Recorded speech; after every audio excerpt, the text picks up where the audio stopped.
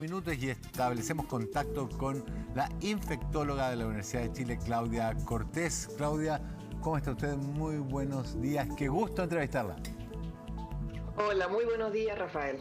Y digo qué gusto porque vengo citando un tuit suyo hace 3 días sobre el avance de Omicron a partir del primer caso, que fue el 3 de diciembre, 4 de diciembre, y cómo ha ido aumentando la cantidad de casos diarios. A ver, el 4 del 12, el primer caso. El 10, o sea, una semana después, 5 casos. El 13, 12 casos. El 16, 30 casos. Podría seguir así, pero el 3 de enero ya vamos en 648 casos. Y además, para quienes les guste seguir el tema, Claudia puso también en su tweet un gráfico de cómo están los casos a nivel mundial y es absolutamente preocupante. Está disparado en la oleada más grande que hemos tenido hasta ahora desde el inicio de la pandemia.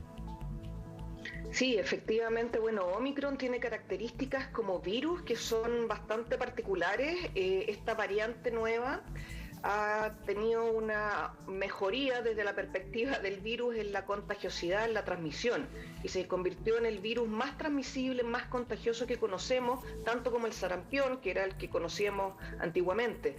Y eso demuestra que los casos se van duplicando a cada 2 o 3 días. Muy probablemente tenemos muchos más casos de los que conocemos. Hoy en Chile el estudio para saber específicamente qué variante tenemos se hace bien acotadamente, son estudios bastante caros, no todos los laboratorios tienen la tecnología, por lo tanto asumimos que el número real es bastante más alto.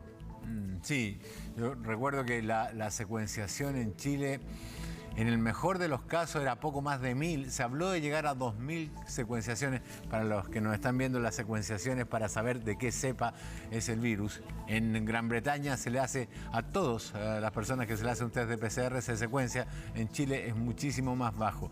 Sin embargo, parece, esto es información preliminar porque recién tenemos data de lo que ocurrió en Sudáfrica, pero parece que este virus es mucho más contagioso, pero para las personas vacunadas no es tan grave. Efectivamente, pero tú has dicho algo que es súper importante. Para las personas vacunadas y con un esquema completo de vacunación y su refuerzo.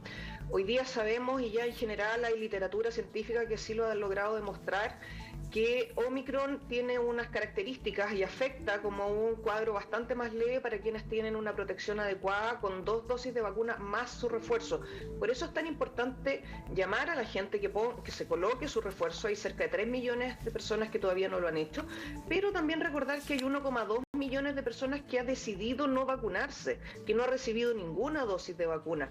Esas personas, si se enferman con la variante Omicron, pueden tener una enfermedad tremendamente grave, necesitar hospitalizarse, necesitar unidades de cuidados críticos, eventualmente ventilación mecánica, y tienen riesgo de muerte. Quiero integrar al doctor Ignacio Silva, que es infectólogo del Hospital Barros Luco. Doctor, ¿cómo está usted? Buenos días. Hola Rafa, buen día. Hola Claudia, justamente. Conversábamos con doña Claudia Cortés sobre la cantidad de personas que no están vacunadas, porque Omicron parece ser más leve, pero en las personas que tienen vacunación completa, esquema de vacunación completa y dosis de refuerzo. Hace un par de semanas estábamos preocupados por la existencia de más de 1 millón de personas con 18 años o más que no tenían el esquema de vacunación completo o simplemente no se habían vacunado. ¿Ha cambiado esa cifra? Mira, lo que más ha avanzado actualmente es la dosis de refuerzo. Yo creo que esas personas que todavía no han recibido ninguna dosis, que como comentaba Claudia, son aquellas que están en mayor riesgo de complicación. Son personas difíciles de llegar con el mensaje de la necesidad de la vacunación. Hay algunos grupos de esas personas que han mitificado un poco el tema de la vacunación. Afortunadamente son pocas en comparación con otros países, pero hay un grupo de ellos que no han podido vacunarse por problemas logísticos, por problemas de acceso a la vacuna, y creo que hay que enfocarse en llegar a esas personas también, llevarles la vacuna, tal vez a nivel comunal, a nivel de atención primaria, poder identificar esos focos donde se concentran los grupos de menor vacunación y llevarles la vacuna puerta a puerta de la manera que sea más fácil para ellos. Tal vez podemos cubrir un porcentaje de aquellos que están rezagados de esa forma. No se empieza, Claudia. Hay un punto importante, Rafael, es que los niños, que hoy día sabemos que con Omicron ya está descrito en Estados Unidos, de que se afectan bastante, y hoy en Chile los niños se pueden vacunar desde los 3 años de edad, y ahí todavía estamos más atrás. Hay un grupo de niños importante que no ha sido vacunado, cuyos padres han decidido, tienen temor, yo lo puedo entender, pero hay que recalcar que la seguridad de la vacuna no está en duda. Ya hay más de 7 billones de personas vacunadas en el mundo. La vacuna que mayoritariamente se usa en el país y con la cual se están vacunando niños, que es la vacuna Sinovac, es similar a la vacuna de la influenza, que colocamos todos los años en mujeres embarazadas y en niños desde los 6 meses de edad. Por lo tanto, es una vacuna muy segura. Tenemos que ir a vacunar a los niños también. Ya. A ver, ¿es necesario empezar a pensar en la obligatoriedad de la vacuna? La Organización Mundial de la Salud ha estado en contra, los expertos nacionales también. Tenemos que convencer a la gente, explicarles lo necesario que es, pero hay otras buenas medidas, como el pase de movilidad, que tiene una muy buena idea, siempre y cuando se fiscalice y cumpla su rol. El punto es que no se está fiscalizando lo suficiente. O sea, si transitamos libremente, entramos a restaurantes, a cines, nos subimos a un avión y no se pide el pase de movilidad, chequeando que esté al día, que tenga las 3 dosis y que corresponda a la persona, porque a veces uno muestra un pase de movilidad, pero no saben si ese código QR es tuyo o es de cualquier otra persona. Tienes que chequear la identidad también.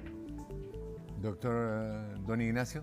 Sí, creo que es súper importante lo que dice Claudia. Hoy día está la obligatoriedad del pase, pero no hay una fiscalización adecuada. Por lo tanto, hay muchas personas sin sus dosis que están realizando actividades que tienen un riesgo de contagio, y es la forma más cercana a la obligatoriedad que tenemos hoy día, considerando que la vacuna tiene aprobación de emergencia. Todavía no es una vacuna que tiene una autorización definitiva, y que muchas veces no contamos con el stock necesario como para dar una cobertura global y obligatoria. Y además, que Chile es uno de los países con mayor cobertura voluntaria de la vacunación. ¿Sí? Y como dice Claudia, el pase de movilidad es una forma que nos puede ayudar a estimular a cubrir más, sin necesidad de que sea una vacuna obligatoria, pero hay que darle una vuelta tal vez en este año a la obligatoriedad en algunas circunstancias, como existe con otras vacunas, por ejemplo en el ámbito sanitario, el personal de la salud, pero una vez que cuente con autorización definitiva, que probablemente con toda la evidencia que se ha generado en relación a la seguridad, que Claudia decía, son más de 7.000 billones de personas que se han vacunado con las distintas vacunas que tenemos hoy día disponibles y que han demostrado consistentemente ser seguras y eficaces. Así que probablemente se transite hacia la obligatoriedad, al menos en algunas circunstancias, pero por mientras creo que basta y sobra con fiscalizar adecuadamente el pase de movilidad. ¿Es una buena idea darnos la 4ª dosis, doctora Cortés, cuando IHU, la nueva variante, y Omicron, la que nos tiene atemorizados ahora, vinieron las dos de África, continente donde hay países que tienen 3% de la población vacunada y que mientras no los vacunemos van a ser una incubadora de variantes? Sí, es un tema bien complejo, es una muy buena pregunta. Nosotros me refiero al mundo, debiera mirar a la vacunación, el programa de vacunación desde una perspectiva global y macro, porque necesitamos que todo el mundo esté vacunado. No tenemos que mirar tan lejos, no tenemos que ir a África, podemos mirar en nuestro propio continente. Haití tiene menos de un 1% de vacunación, por ejemplo, y hay muchos países de la región que tienen tasas, por supuesto, inferiores a las nuestras. Por otro lado, sabemos que la inmunidad va decayendo con el correr de los meses y necesitamos reforzar la inmunidad. Me parece bastante adecuado que la Autoridad Sanitaria chilena haya decidido comenzar en los grupos de más riesgo, que son los pacientes inmunosuprimidos, los pacientes oncológicos, en quimioterapia, que ellos tienen una respuesta a la vacuna que es más pobre. Eso es con todas las vacunas. Por lo tanto, reforzar en ese grupo de personas es bastante correcto, pero también tenemos que tener una visión más global de la distribución equitativa de vacunas en el mundo. Doctor Silva, Argentina marcó 109.000 casos en un día. Hay una paradoja ahí. El día que nosotros marcamos 3.700 casos, tuvimos 30 muertes. Argentina tuvo 109.000 casos y solo 40 muertes. Y digo solo porque uno esperaría una cifra más grande, no por minimizar la gravedad de aquello. ¿Es un indicador de que Argentina tiene una gran cantidad de Omicron? Porque las palabras de la ministra de Salud fueron: se están enfermando, pero no se están hospitalizando, y por tanto debemos tomarlo como una buena medida. ¿Deberíamos cerrar las fronteras con Argentina? Bueno, hay varias cosas ahí. Uno, la forma en que en la que se contabilizan las muertes asociadas a COVID es diferente en cada país. O sea, hay que ver bien para ellos qué es la mortalidad asociada al COVID. Nosotros en Chile hemos tenido una mirada bastante amplia. Cualquier persona que fallece con algo asociado al COVID se contabiliza como un fallecido por COVID, que me parece muy bien para no subestimarlo. Y tal vez Argentina tiene otra forma de contabilizarlo, y ahí yo no lo sé bien. De todas maneras, lo que estamos viendo en el mundo es la circulación de la variante Omicron. En Chile se han reportado pocos casos de circulación comunitaria secuenciados. Creo que Claudia lo mencionó al principio, todavía estamos muy lejos de secuenciar una gran cantidad de exámenes como para saber la verdadera circulación de esta variante en el país. Es muy probable que tengamos muchos más casos de los que se han comunicado. Así que muy probablemente en Argentina y en Chile tenemos una circulación comunitaria y amplia de la variante Omicron. Y creo que de todas maneras hay que darle una vuelta nuevamente al tema del control fronterizo. Tal vez no cerrar fronteras, pero sí volver a plantearse las cuarentenas al ingreso o tener un seguimiento más estricto de aquellas personas que ingresan al país. Contar con una PCR negativa al salir y al entrar al país es una foto del minuto, y 2 días después la persona puede presentar síntomas y estar cursando con COVID y haber contagiado a muchas personas a su alrededor. Entonces, más que cerrar fronteras, hay que plantearse una buena política de control y de trazabilidad de las personas que ingresan a Chile. Ahora, si nosotros tuviéramos un aumento de casos como el que hemos visto en la curva que usted publicó en Twitter, doctora, yo sé que el porcentaje de personas con Omicron con vacuna o sin vacuna varía un 3,49%, llegan a cama crítica, y los vacunados un 0,3%. Dada la cantidad de personas no vacunadas en Chile, si entra masivamente Omicron, ¿tenemos la capacidad hospitalaria para atender a esas personas? Muy probable, porque lo hemos visto en otros países que van más adelante que nosotros en la evolución de la pandemia, que las tasas de hospitalizaciones no se asemejen a las que tuvimos en julio de este año o en julio del año pasado. Pero hay que considerar que aún así, si se enferma mucha gente, un porcentaje va a necesitar camas críticas, y estas camas están siempre al tope porque son un recurso sumamente caro, son un recurso muy escaso en general. Entonces se va a desplazar, vamos a tener que sacar pacientes o dejar de recibir pacientes con otras patologías. Ese es el gran problema. El sistema sanitario está siempre al borde o muy cercano a su capacidad máxima, particularmente en las camas críticas. Entonces, cada vez que yo tenga que hospitalizar un paciente con un COVID, vacunado o no vacunado, mucho más probablemente no vacunado, voy a dejar de hospitalizar un paciente que tiene que hacerse una gran cirugía, que tiene una complicación después de una quimioterapia, un accidente de tránsito, un infarto. Ese es el problema, en que desplazo la utilidad de la cama. Sí, doctor... Y yo le agregaría, perdón Rafa, yo ahí le agregaría algo súper importante también, que es la fatiga del personal de salud. Eso, el recurso humano. No está en las mismas condiciones, está cansado física, emocionalmente. Hay un porcentaje de licencia enorme en tanto el sistema público como en el privado. Y varios se están tomando vacaciones después de 2 años sin poder salir, y recién hubo una especie de respiro y empezaron a tomarse sus vacaciones. Entonces no es lo mismo hoy día recibir un aumento de casos que probablemente sea proporcionalmente menor que lo que vimos antes. Podemos adecuar la red, ya tenemos la experiencia, ya sabemos cómo hacerlo, ganamos expertise, pero el personal no es el mismo, en tanto, como te decía, física y emocionalmente no están igual de preparados. Sí. Quiero reiterar lo que siempre decimos acá, un saludo enorme al personal de salud a lo largo de todo Chile, que hizo una pega maravillosa.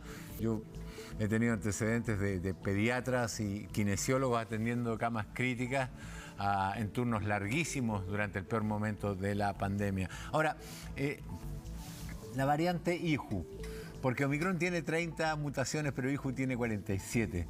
¿Sabemos algo más de eso? ¿Tenemos que estar asustados?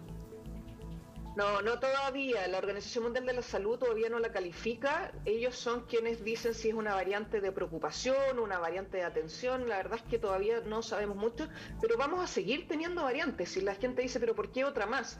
Porque mientras no nos vacunemos todos, literalmente todo el mundo, van a seguir apareciendo. Esto es lo que hacen los virus, es normal. Los que nos dedicamos a trabajar con virus, no es algo que nos sorprenda. Los virus mutan. ¿Qué es una mutación? Es cuando se está generando un virus nuevo, se produce un pequeño error, que es una diferencia mínima, y en algunos casos una diferencia un poco más grande que lo que estamos viendo con Omicron, con IHU, pero hay que ver también qué repercusiones tiene en la actividad del virus. Bueno, tenemos preguntas, doctor, que han llegado a través de redes sociales. ¿Qué pasa con nuestro sistema inmune, dice Canito, en el tiempo? ¿Cómo nos afectará con otras enfermedades si se estará constantemente recibiendo dosis de refuerzo? Incluso ahora será mezclando diferentes vacunas. ¿Cuáles son los estudios científicos? Y dice, por lo que sé, no los hay.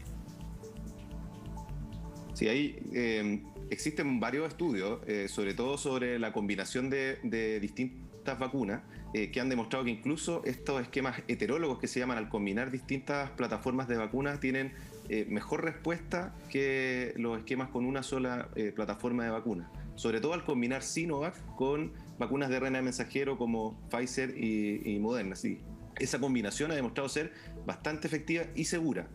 Ahora, de todas maneras, no es gratis estar vacunándose constantemente, por eso tenemos que enfocarnos al control universal de la pandemia. La vacunación es uno de los pilares que ha demostrado ser tremendamente importante, pero no el único. Tenemos que fortalecer las otras medidas de prevención, las medidas de autocuidado, uso de mascarilla, distanciamiento, ventilación, que los conocemos muy bien. Y lo que tú mencionabas antes, Rafa, es fundamental. Mientras no se controle la pandemia en los países donde se están generando hoy día las variantes, nosotros vamos a seguir este círculo vicioso de nueva variante, nuevo refuerzo, nueva variante, nuevo refuerzo, que solo se va a acabar cuando logremos vacunar de manera amplia a los países más pobres. Y si no, vamos a tener que seguir pensando en refuerzos, que por supuesto que esta activación del sistema inmune vamos a tener que vigilarla. Existe en nuestro país un sistema de farmacovigilancia súper bueno que lidera el ISP y que constantemente nos va mandando actualizaciones sobre la seguridad de las vacunas, de los refuerzos, de las distintas plataformas, y que hasta ahora han demostrado consistentemente ser seguras y eficaces. Pero aquí el foco no es seguir vacunándose eternamente, es cortar la pandemia en algún momento. Claro. Tenemos más también preguntas. hay que considerar, Rafa, que el vacunarse, no se piensen en los niños. Los niños, cuando nacen, un recién nacido hasta los 2 años de edad, recibe numerosas vacunas. O sea, esto de estar vacunando y recibiendo no es que vaya a afectar nuestro sistema inmunológico, no nos hace más indefensos contra otras enfermedades.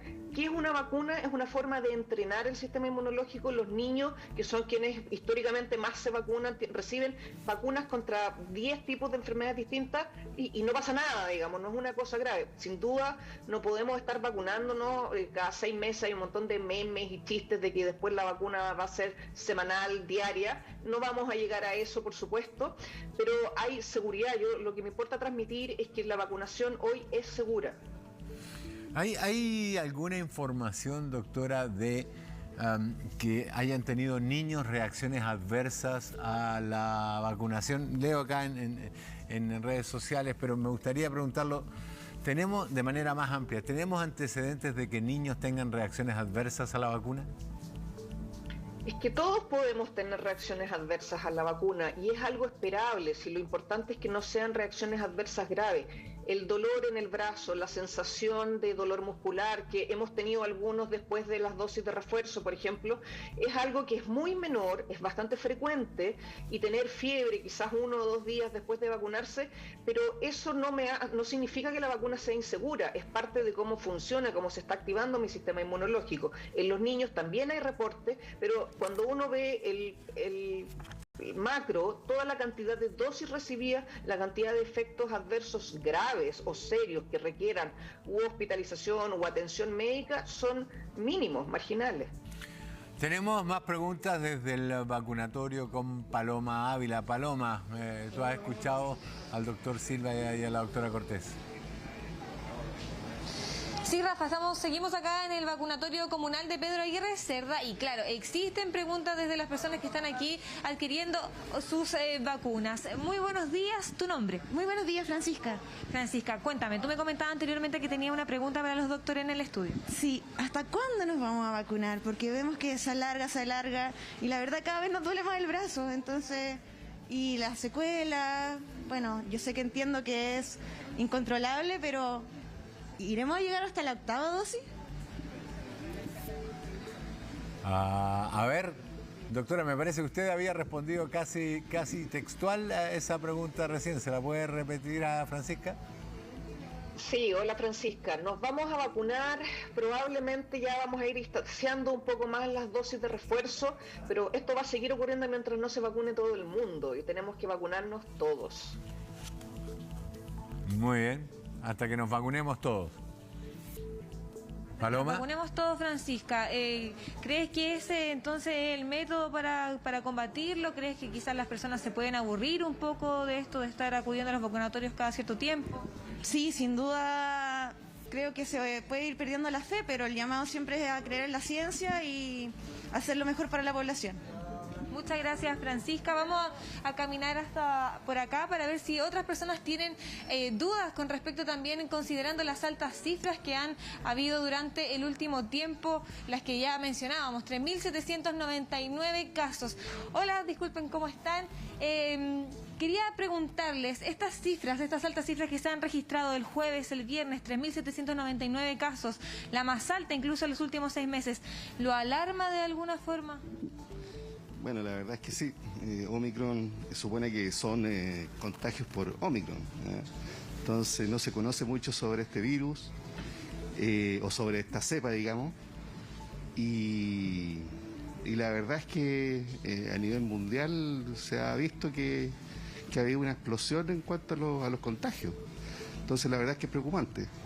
Ahora, lo bueno es que yo creo que por las tasas de vacunación que han habido, quizás los efectos no han sido graves, o de la gravedad que hemos tenido años atrás. ¿Ustedes como familia están tomando medidas quizás adicionales considerando la variante Omicron? Quizás, no sé, uso de doble mascarilla o hacer recambios cada periodos más cortos de tiempo, por ejemplo. Bueno, el uso de la mascarilla siempre, ¿ya? Lo que sí, el recambio de acuerdo a lo que se establece para el tipo de mascarilla, eso también lo hacemos. Y lo otro es vacunar, es tener las vacunas al día. Nosotros tenemos las 3 vacunas, ahora estamos esperando la 4ª dosis. Y eso. Entiendo que ahora en enero empiezan con la 4ª dosis. La fecha no la conozco.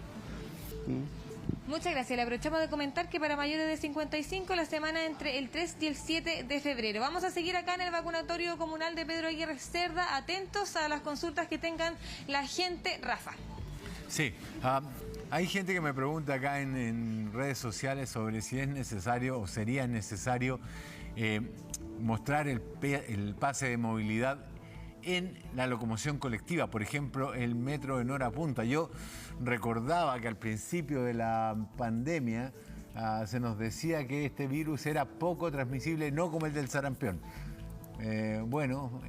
Lapso de tiempo es tan transmisible como el del sarampión, la variante Omicron. ¿No deberíamos empezar a exigir también el pase de movilidad en el metro a la hora punta? Doctor Silva.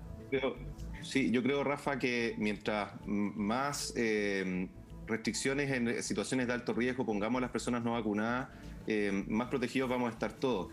Y es por un tema de cuidado de ellos y de las otras personas. Me parece que si es que es posible, sería ideal, pero veo difícil la fiscalización, que lo comentábamos antes. O sea, tienes que tener un mecanismo que cada persona que ingresa al metro sea fiscalizada de manera correcta. Como decía Claudia, no es solo mostrar un código QR, sino que comprobar que ese código QR esté validado, que corresponda a la persona que lo está mostrando, que tenga todas sus dosis al día. Entonces, me parece complejo de instaurar, pero sí me parece que en la medida que haya más circulación, y eso también se puede ir adaptando según el momento epidemiológico en el que nos encontremos, en qué situaciones exigir y no el pase de movilidad. Por supuesto que si nos encontramos ante una nueva ola con un aumento significativo de los casos, con una ocupación crítica de las camas de hospitales y clínicas, tenemos que ser más estrictos en la solicitud, pero tiene que acompañarse de una fiscalización, ¿no? Si no, se genera una medida que queda en el aire y la gente pierde un poco la confianza. Tenemos otra pregunta que llega a través de redes sociales, la vemos en pantalla.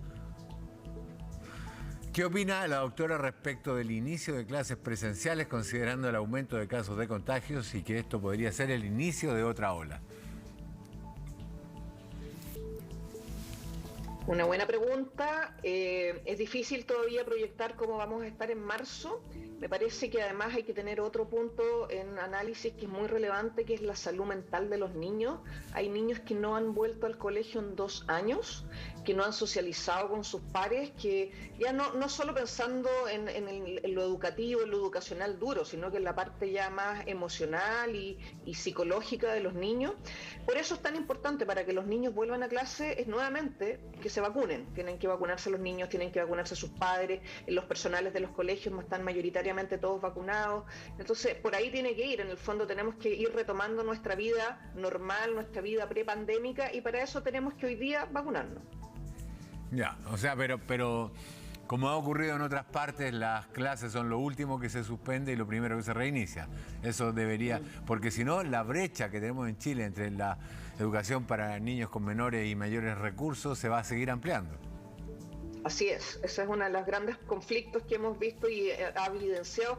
De hecho, COVID, una de las cosas que ha hecho en el mundo es marcar aún más las diferencias entre países ricos y pobres, entre poblaciones ricas y pobres. Es el gran drama que ha hecho muy evidente COVID hoy en día.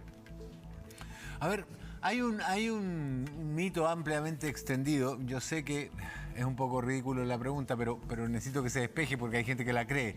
¿De dónde salió esto de que las vacunas tienen grafeno? No lo sé. No. Los contenidos de cada vacuna están descritos en los folletos de cada una y no describen que tengan grafeno, no hay nada que lo haya. En general son noticias que circulan en algunos sitios web de personas antivacunas y no tienen referencias de estudios clínicos, ni revisados por pares, ni nada científico que lo sustente. Yo honestamente no sé si hay algún respaldo más, ni si da para conversarlo más tampoco. Disculpe. A ver, leo un titular que dice: Salud resuelve incorporar el COVID-19 como patología GES. ¿No lo era hasta ahora? No, GES son patologías, cerca de 80 patologías que tienen un estudio, es un proceso bastante complejo el que se decide incorporar a una patología al sistema GES o no. Hoy en día ha funcionado esta integración pública-privada, que ha sido muy buena, que ha funcionado muy bien en el país, para que todas las personas que requieran hospitalizarse tengan una cama, independiente de si en su hospital de base no esté disponible, entonces se traslada a una clínica privada. No tengo muy claro qué significa, qué garantía se le va a entregar a las personas para que esto se considere GES.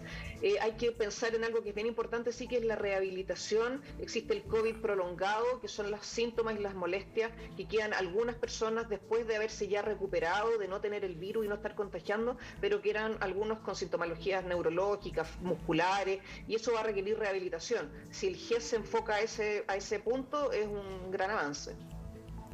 Muy bien, y eso significaría que vamos a tener, porque el conteo de secuelados es enorme: nefrología, cardiología, broncopulmonares, neurológicos, son toda una enorme cantidad de secuelas que recién estamos descubriendo. Bien. Sí, yo ahí le agregaría a Rafa también que además de que estoy súper de acuerdo con la cobertura del COVID prolongado y que es una patología que hemos hasta ahora subdiagnosticado y no le hemos dado la importancia y probablemente nos dé que hacer durante varios años. También la cobertura económica 100% a la enfermedad. Hay personas que se han endeudado en base al COVID, ya sea tanto en lo público como en lo privado, por la enfermedad, por la rehabilitación, etcétera, y creo que eso sí tenemos que hacernos cargo como país. Muy bien. Quiero agradecerles a ambos por el tiempo que nos han destinado. Una última pregunta. ¿Puede que esta oleada sea mucho más grande, pero más leve, más corta y más leve, dado esta característica de Omicron, de que sería menos virulenta en caso de personas vacunadas? Depende de eso, de las tasas de vacunación. Por otro lado, esta variante partió en Sudáfrica y vemos que después de algo así como 6 o 8 semanas los casos ya empiezan a decaer. Y Sudáfrica también tiene unas tasas de vacunación no tan altas como las nuestras, pero más o menos adecuadas. Pero tenemos que confiar en la vacuna nuevamente. Muy bien. Doctora Cortés, doctor Silva, Claudia Cortés, Ignacio Silva, les quiero dar las gracias por todo el rato que nos han dedicado aquí en CNN y Chilevisión y por el intermedio de ustedes a todos los trabajadores de la salud de este país que se sacaron la mugre durante los últimos 2 años. Muchas gracias. Gracias. Gracias, Rafa. Muy bien. Hasta luego. Son las